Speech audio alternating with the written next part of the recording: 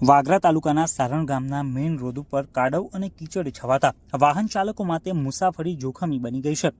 બેફામ રીતે પસાર થતા ઓવરલોડ માટી ભરેલા હાઈવા ડમ્પરોના કારણે રોડ ઉપર માટી ધોરાઈ રહી છે, જેમાં પાણી ભરતા માર્ગ સ્લીપરી બની ગયો છે। પરિણામે આજરોજ એક જ દિવસમાં 4 બાઇક ચાલકો સ્લીપ ખાઈને પટકાયા હતા અને તેમને નાની મોટી ઈજાઓ પહોંચી હતી। સ્થાનિકોના જણાવ્યા મુજબ અહીં રોજ અકસ્માત સર્જાય છે, છતાં તંત્ર તરફથી કોઈ જ નક્કર કાર્યવાહી કરવામાં આવતી નથી।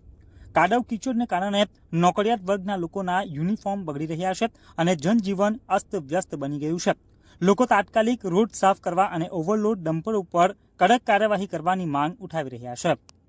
આ માટી પડીને પાણી એને તો રેરાય છે અને ચીકણું થઈ જાય છે। એક વાર તો પડ્યો, બીજી વાર બે ગાડી અત્યારે જ પડી।